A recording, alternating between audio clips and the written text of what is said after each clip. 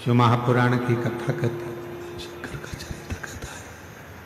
भगवान शंकर का चरित्र कह रहा है, शिव महापुराण की कथा कह रही है। सती मैया के हृदय में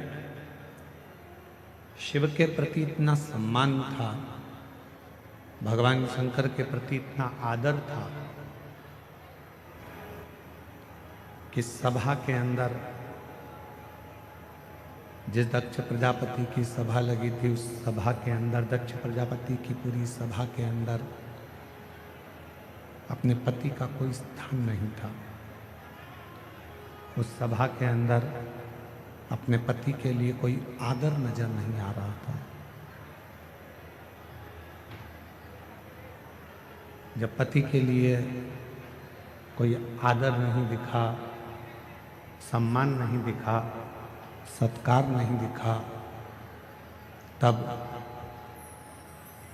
सती माता ने अपने प्राणों को त्याग दिया। तब माता सती ने अपने प्राणों को छोड़ दिया। कब त्यागा? जब उन्होंने अपने पति का अपने पिता के घर में आदर नहीं देखा, सम्मान नहीं देखा, सत्कार नहीं देखा। अर्थात सती माता के हृदय में शिवजी के प्रति इतना प्रेम था, भगवान शंकर के प्रति इतना प्रेम था, इतना आदर था, इतना सम्मान था कि सती मैया अपने पति का अपमान सह नहीं पाई।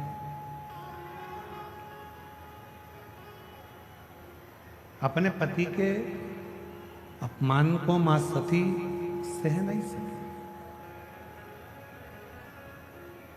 जिस व्यक्ति से आपका स्नेह होता है, आप उसके खिलाफ कुछ भी सुन नहीं सकते। आप उसके खिलाफ कुछ नहीं सुन सकते, क्योंकि आपका प्रेम उसके प्रति हो गया, आपका स्नेह उसके प्रति हो गया। आप कैसे सुनें?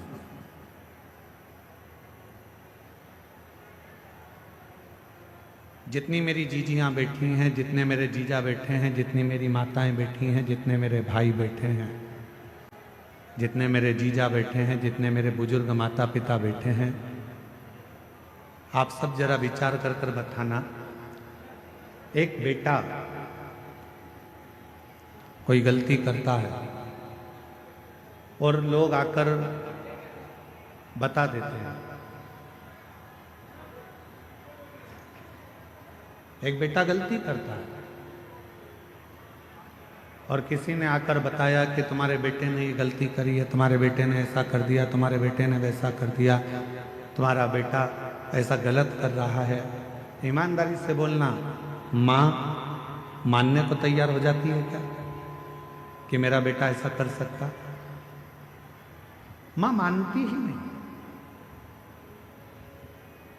माँ मानने को तैयार ही नहीं होती है, माँ मान ही नहीं पाती। क्यों? क्योंकि एक माँ अपनी बेटी से इतना प्रेम करती है, एक माँ अपने बेटे से इतना स्नेह करती है, इतना प्रेम करती है, इतना स्नेह करती है कि वो कुछ मानने को तैयार ही नहीं होती। वो कुछ मानती है।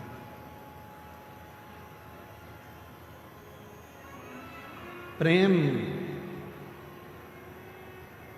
जब बहुत ज्यादा मात्रा में बढ़ जाता है, स्नेह बढ़ जाता है, तो हमें अवगुण नजर नहीं आते, हम उसमें केवल गुण ही देखते हैं।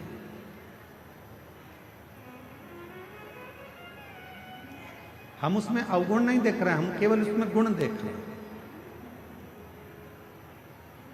हम आपसे एक बात पूछ रहे हैं, जरा उत्तर दें। तुम्हारे लड़के की शादी पक्की हुई,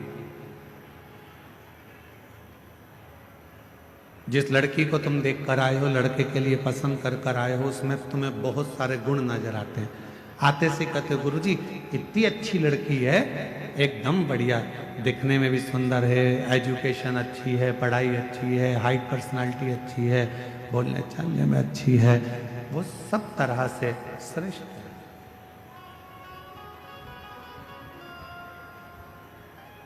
क्यों? क्योंकि आपने उस लड़की में गुण ही गुण देखे, इसलिए आपको उसमें केवल गुण ही गुण नजर आ रहा है, केवल गुण ही गुण नजर आ रहा है।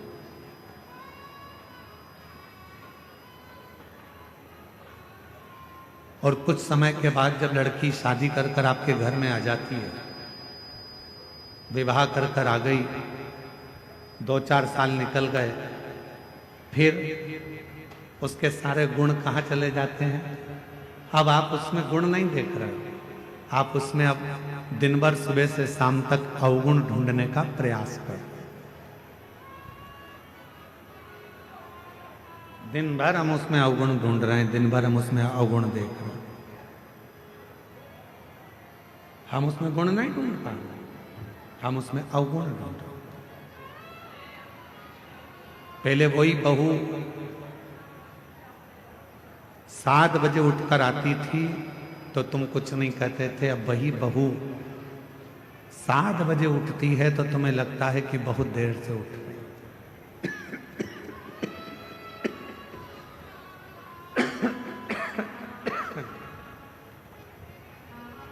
गला पकड़ रहा है बहुत तेज, और साउंड की आवाज भी ऐसी फैल फैल के आ रही है, लोगों को समझ में भी तो आए कथा क्या चल रही है।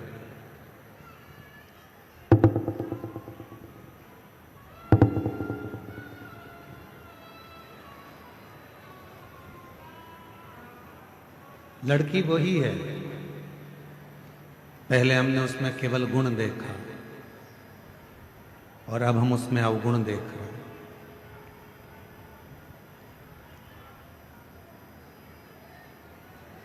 अब हम उसमें गुण नहीं देख पा रहे, अब हम उसमें अवगुण देख रहे।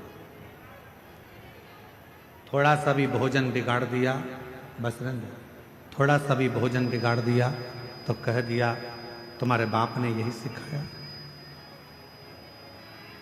और पहले तो अगर वो थोड़ा सा भी भोजन कुछ बनाकर तुम्हारे सामने ला देती थी तो तुम उसमें प्रसन्न हो जाते थे कि इतना अच्छा भोजन बनाया, इतना श्रेष्ठ भोजन बना है, तुम उसमें भी प्रसन्न हो जाते थे।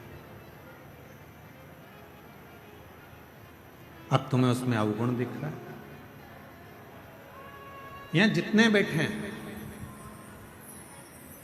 यहां मेरी जितनी भी माताएं बैठी हैं, जितने भी पिता बैठे हैं, मैं आप सबसे एक निवेदन करूं, उत्तर दीजिएगा जरा से।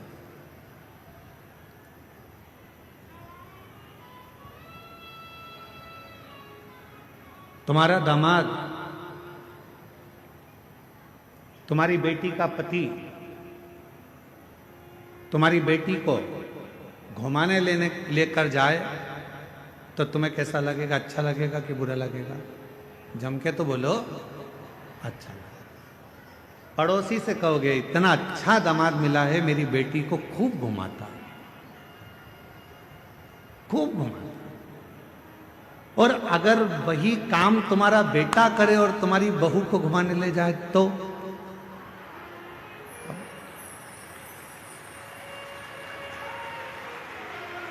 विचार करो।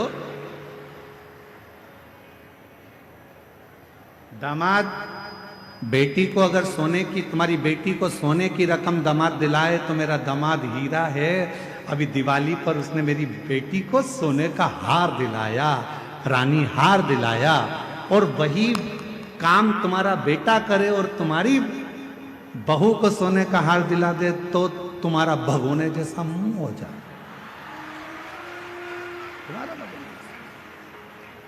अब जैसे तुम्हारी बेटी है वैसे ही तुम्हारी बहू भी तो किसी की बेटी है, वो भी तो बेटी है।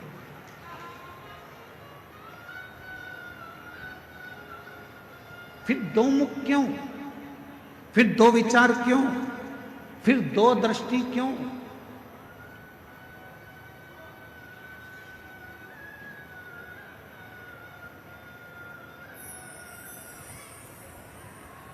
गणेश जी की कितनी धर्म पत्नियां हैं? जम के बोलो जरा। 2। क्या नाम है? सिद्धि। किसी ने शंकर भगवान से कभी पूछा कि भोलेनाथ जी, आपने अपने गणेश जी के लिए, बेटे के लिए 2 पत्नी क्यों ढूंढी? मां जगत जननी जगदम्बा अम्बा मां पार्वती जी, आपने अपने बेटे के लिए 2 बहू क्यों ढूंढी? किसी ने पूछा कभी गणेश जी महाराज से कि गणेश जी, आपके लिए आपके माता पिता ने 2 पत्नी क्यों ढूंढी? क्या आपके लिए एक धर्म पत्नी श्रेष्ठ नहीं थी? फिर आपने 2 पत्नियों को क्यों धारण किया, 2 पत्नी क्यों रखी? तो कोई देव अधिदेव महादेव से पूछे तो देव अधिदेव महादेव एक बात कहते हैं कि मैंने अपने पुत्र गणेश के लिए 2 पत्नियां इसलिए ढूंढी हैं क्योंकि गणेश जी को बुद्धि का देव कहा जाता है, और बुद्धि कभी भी इधर उधर भटके ना। दोनों ओर अगर बुद्धि जाए भी तो दोनों ओर रिद्धि और सिद्धि होना चाहिए, दोनों ओर बुद्धि को संभालने के लिए।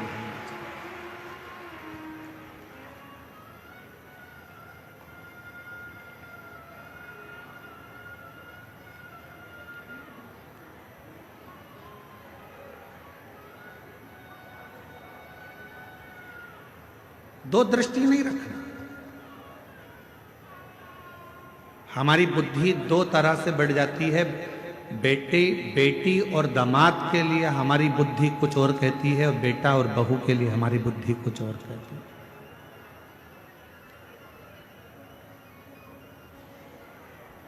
तुम्हारा दामाद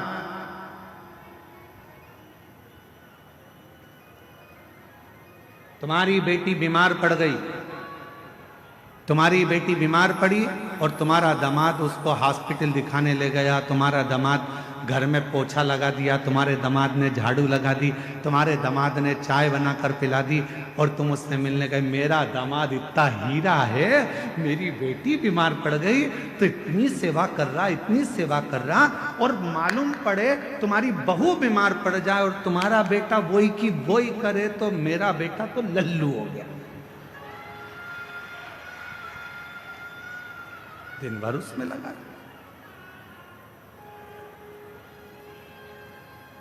दिन भर 2 बुद्धि नहीं चाहिए। रिद्धि सीधी के दाता गजानन तुम्हें सबसे पहले हमारा नमस्कार है। रिद्धि सीधी के दाता गजानन तुम्हें सबसे पहले हमारा नमस्कार है। रिद्धि सीधी के दाता गजानन तुम्हें सबसे पहले हमारा नमस्कार है। एक बुद्धि रखिए, समदृष्टि रखिए, समदृष्टि। बेटी बीमार पड़ गई, चिंता लग गई, मेरी बेटी 3 दिन से बीमार है, मेरी बेटी ने कुछ नहीं खाया। बहू बीमार पड़ गई, ढोंग कर रही है।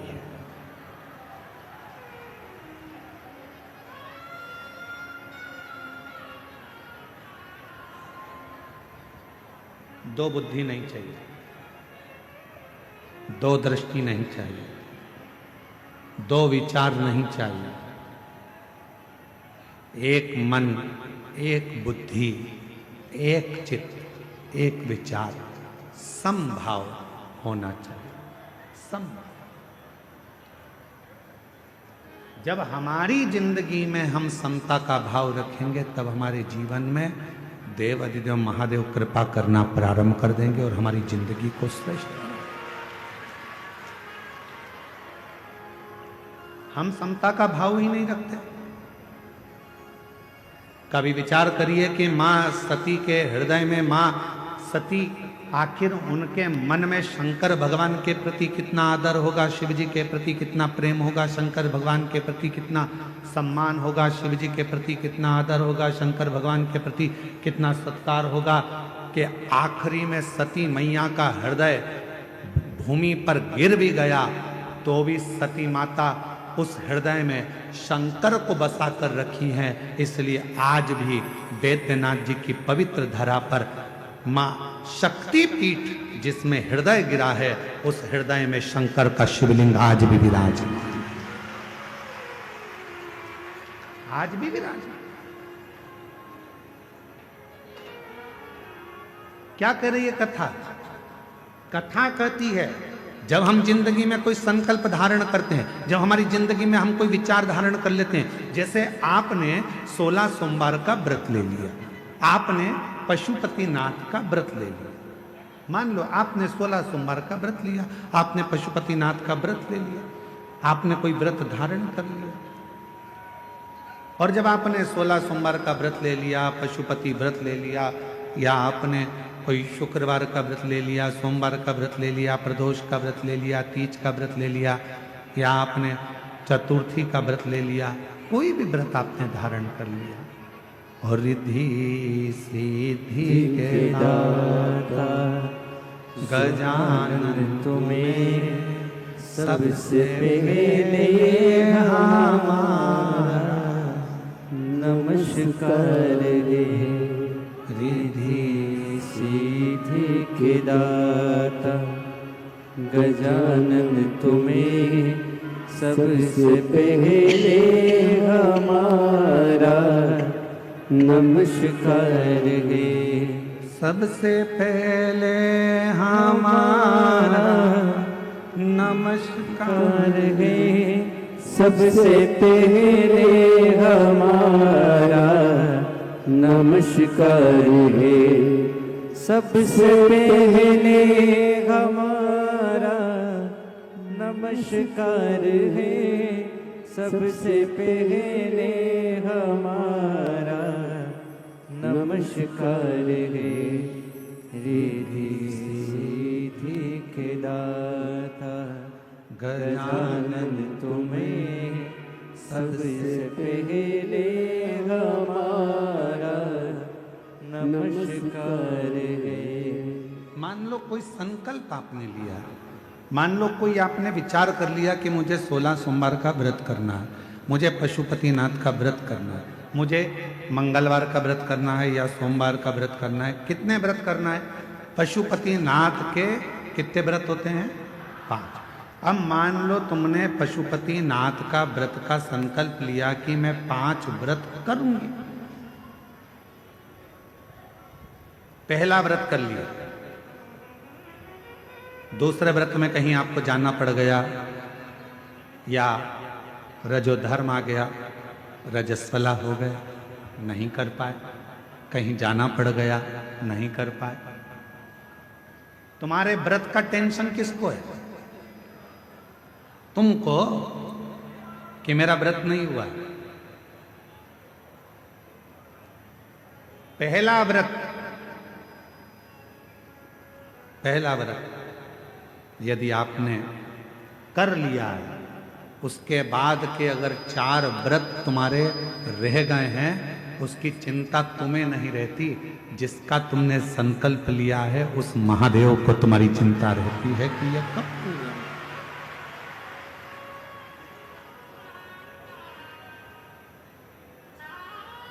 ये कब पूरे होंगे, कैसे पूरे होंगे, कब पूरे होंगे, ये उनको चिंता।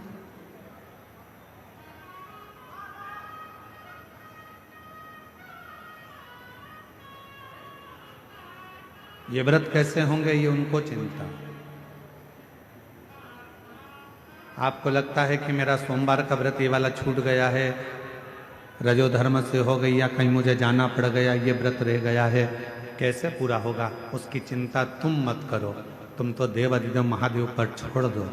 बाबा ने पहला व्रत करवाकर या दूसरा व्रत करवाकर बीच में अगर 1-2 सोमवार निकल गए, कोई कारण से बाबा ने उस व्रत को बीच में रोक दिया है, उसका कोई कारण है। बाबा चाहते हैं तेरे 5 व्रत जैसे ही पूरे हो जाएं वैसे 3 महीने में तेरा काम हो जाए, इसलिए बाबा उसको थोड़ा बीच में गैप कर, इसलिए बाबा ने उसको बीच में थोड़ा थोड़ा रोक रोक कर उन 5 व्रत को करवाए, तब 5 व्रत आए।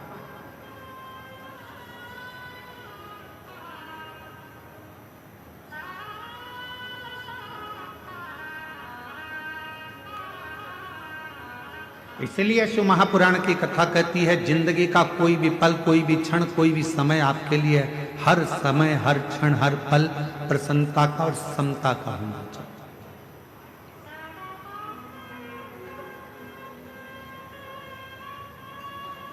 प्रत्येक पल, प्रत्येक घड़ी, प्रत्येक क्षण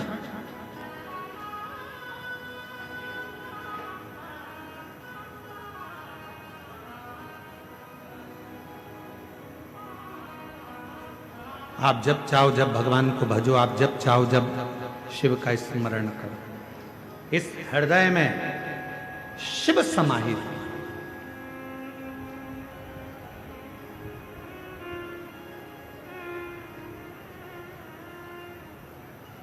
तो कहते हैं ना गंगा बड़ी ना गोदावरी, ना गंगा बड़ी ना गोदावरी, न तीर्थ बड़े प्रयाग, सकल तीर्थ का पुण्य वही जिस दिल में शिव का वास। जिस दिल के अंदर शंकर का वास है वो किसी तीर्थ से कम नहीं। जिस दिल में शिव समाया है वो किसी गंगा के घाट से बड़ा नहीं।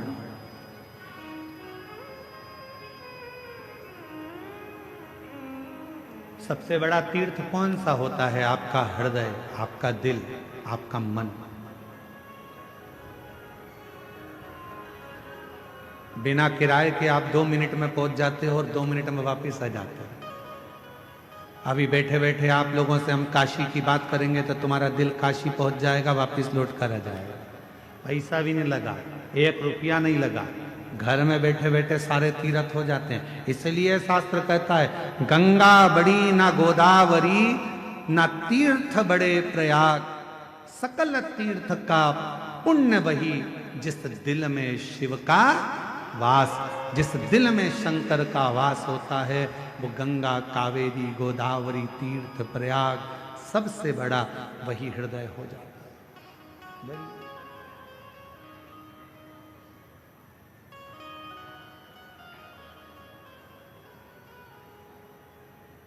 सकल तीर्थ से बस अपने मन में तुम समता का भाव, पार्वती जी के हृदय में, सती माता के हृदय में समता का भाव था। कितना सुंदर संवाद मां सती ने कहा।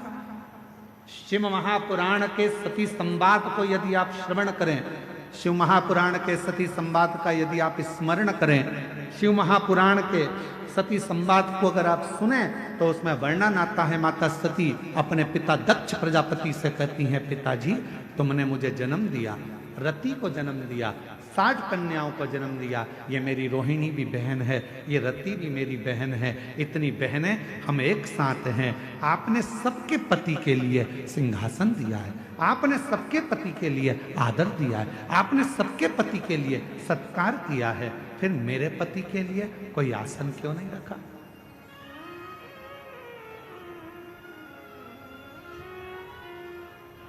फिर मेरे पति के लिए आपने कोई आदर का स्थान क्यों नहीं रखा?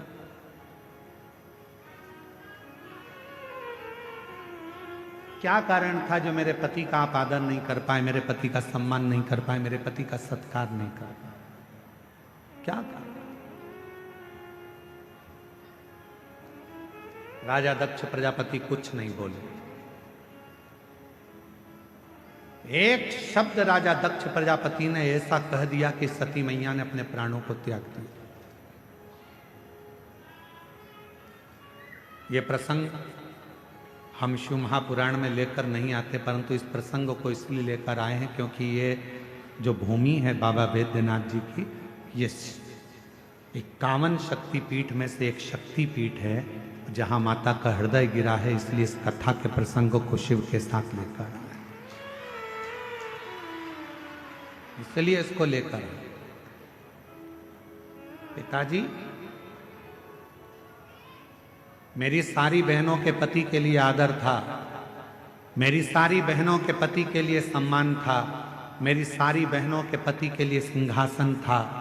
सबका आदर करा, सबका सम्मान करा, सबको सम्मान दिया, सबको सिंहासन दिया। फिर मेरे पति के लिए कोई सिंहासन नहीं, कोई आदर नहीं, कोई सत्कार नहीं। क्यों? किस लिए? दक्ष प्रजापति कुछ नहीं बोले, एक शब्द भी दक्ष प्रजापति ने नहीं कहा।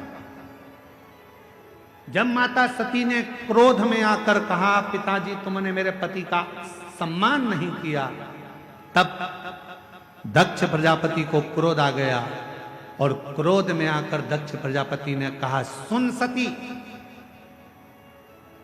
ये तेरा घर नहीं, ये तेरे पति का घर नहीं, ये तेरे पिता का घर है, और मेरा मन, मेरे घर में मैं किसको बुलाऊं?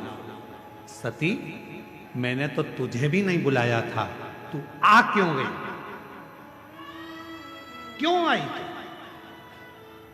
मैंने तो तुझे भी निमंत्रण नहीं दिया था, मैंने तो तुझे भी नहीं बुलाया था, तू क्यों आई? किस लिए आई?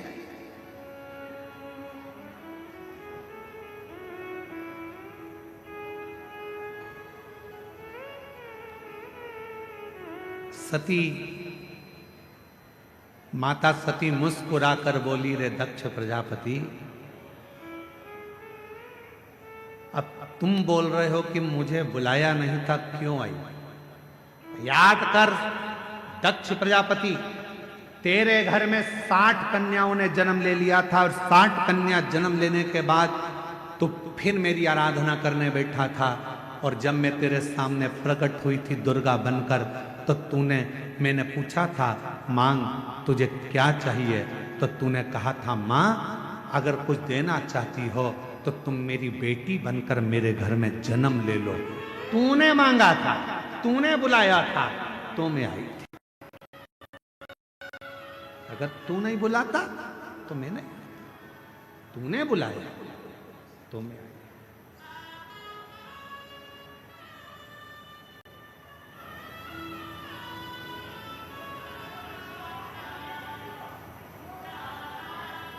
और महाराज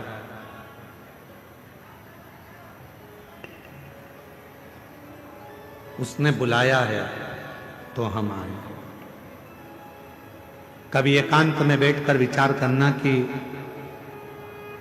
तुम्हारे घर के बाहर कुत्ता घूमता हुआ दिखे, तुम्हारे घर के बाहर गधा घूमता हुआ दिखे, तुम्हारे घर के बाहर चींटी, चींटा, चूहा, छिपकली, इल्ली, झिंगूर, पक्षी, ये सब दिखते हुए नजर आए, तो विचार करना कि भगवान ने कितनी बड़ी कृपा करी कि तुमको छिपकली बनाकर पैदा नहीं करा, तुमको झिंगूर बनाकर पैदा नहीं करा, तुमको चींटी बनाकर पैदा नहीं करा, तुमको मेरे भगवान ने पैदा करा तो मनुष्य बनाकर पैदा करा। मतलब भगवान कुछ चाहते थे तुझसे कि तू जन्म लेकर फिर संसार से मुक्त हो जा, तेरा जन्म हो और तू संसार सागर से मुक्त हो, फिर संसार में तेरा जन्म ना हो, फिर मृत्यु सागर में तू पैदा ना हो, फिर संसार सागर में तेरा जन्म ना हो, ये परमात्मा भी चाहते हैं।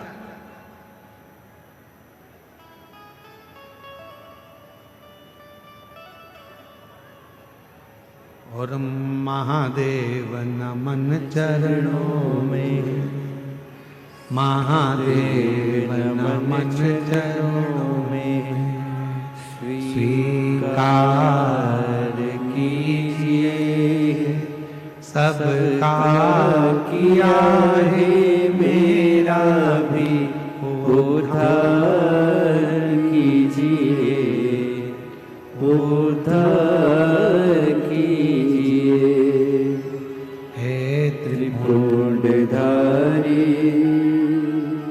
हे त्रिशूलधारी हे त्रिपुंडधारी हे त्रिशूलधारी चरणों में तेरे बाबा जी पावन है चारों धाम। चरणों में तेरे बाबा जी पावन है चारों धाम। तेरी देव करते वंदना पूजे सीताराम। तेरी देव करते वंदना पूजे सीताराम। हो जाए पूरी कामना हो जाए पूरी कामना। उपकार कीजिए सबका किया है मेरा भी उद्धार कीजिए। उद्धार कीजिए हे त्रिशूलधारी हे त्रिशूलधारी हे त्रिशूलधारी हे त्रिशूलधारी। ये जीवन जो मिला है, चाहता वो तो तुम्हें कोई और जन्म दे सकता था, पर तुम्हें मानव का शरीर दिया और मानव का शरीर भी दे देता और तुमको वेदनाथ कथा में नहीं बुलाता तो उसने कृपा करी, करुणा करी, दया करी और उसने विचार करा बहुत दिन से तरस रही है, झोली इसकी खाली है, बहुत दुखी है। एक बार अगर बाबा वैद्यनाथ की कथा में पहुंच गई और बाबा को नमन कर लिया तो निश्चित है कि इसकी झोली में भर कर भेज दूंगा। उस समय कृपा, उस समय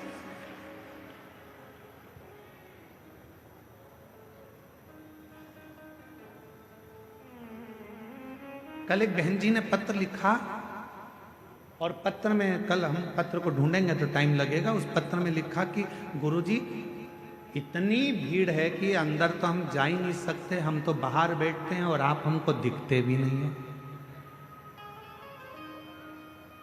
आप हमें दिखते ही नहीं, आप हमें नजर ही नहीं आते। हमने उनसे कहा जो पत्र जिन्होंने लिखा है हम उनको निवेदन करें, उनको कहें, वो दिखता भी नहीं है। कहीं पर भी बैठकर आप कथा सुन रहे हो, भले हम दिखें चाहे ना दिखें, पर इतना विश्वास रखना, शबरी अम्बा ने राम जी को कभी नहीं देखा था, केवल गुरु जी के मुख से सुना था कि राम ऐसे हैं, राम आएंगे, राम पहुंचेंगे, राम कृपा करेंगे, तू भजती रहे, सुनती रहे। शबरी अम्बा ने केवल राम जी को कभी नहीं देखा था, पर शबरी अम्बा राम जी की रोज इंतजार करती थी, कभी तो आएंगे, कभी तो मिलेंगे, कभी तो दिखेंगे, कभी तो दिखेंगे।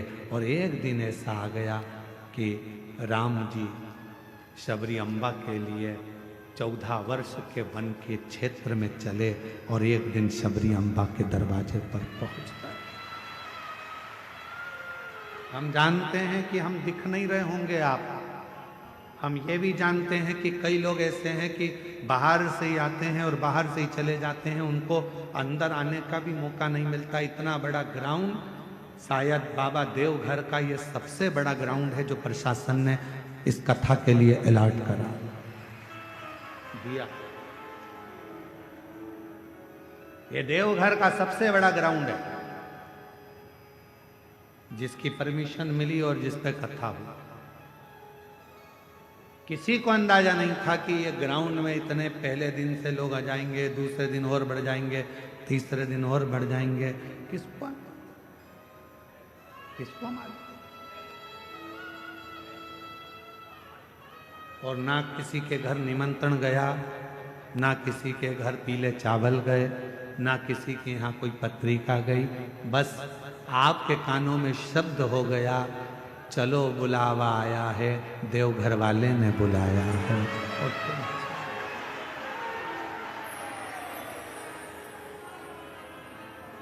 चल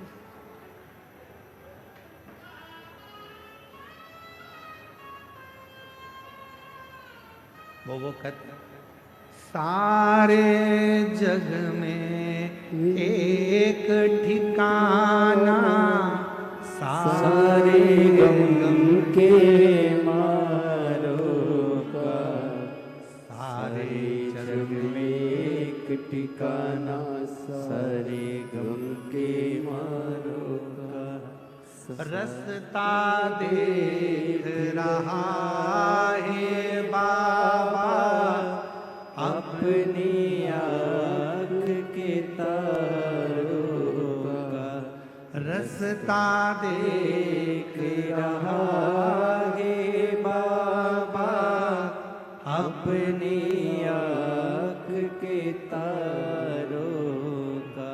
रास्ता देख रहा है बाबा, अपनी आँख के तारों का। रास्ता देख रहा है बाबा, अपनी आँख के तारों का। हो जिसने जितना